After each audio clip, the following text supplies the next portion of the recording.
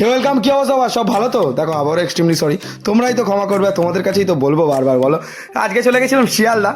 আর হ্যাঁ, সেই বিশ্ববিখ্যাত পকেট পরোটা অনেক দিনের ইচ্ছা ছিল ট্রাই করার, তো হচ্ছিল না কাজের জন্য। তো আজকে ফাইনালি হলো, কারণ একটা কাজের জন্য ওদিকে গেছিলাম আর ভাবলাম একটা ট্রাই করেই দেখি কেমন লাগে। তো দেখো, আমাকে যদি জিজ্ঞাসা করো আমি বলবো অ্যাভারেজ, মানে খুব যে হেভি ভালো আর খুব যে খারাপ সেটা না, ভালো ঠিকঠাকই আছে। আজকে ছিল একটা দিদির জন্মদিন সন্ধ্যেবেলা, তাই সেখানেই চলে গেছিলাম। কেক কাটার পর্ব হলো। আর তোমরা যদি আমার পুরনো ভিডিও দেখে থাকো জানবে যে আমার কেক খেতে কতটা ভালো লাগে, সব জায়গায় চুরি করে খাই। এখানে আর সেটা করতে পারিনি, দিদি এসে আগে আমাকে খাইয়ে দিয়েছিল। তো কেক খাওয়া হয়ে গেল, আর তারপরে আমি ভাবছিলাম যে তোমাদেরকে আমি ভিডিও দিতে পারছি না, তার জন্য আমার কতটা খারাপ লাগছে, আর তোমরাও ভিডিও পাচ্ছ না। যাই হোক, সেটা বাদ দাও, সেটা নয় পরে হবে, খাবারে কনসেন্ট্রেট করা যাক। আর ছিল 3-4 রকমের কাবাব। এই শীতে কাবাব খেতে কার না ভালো লাগে।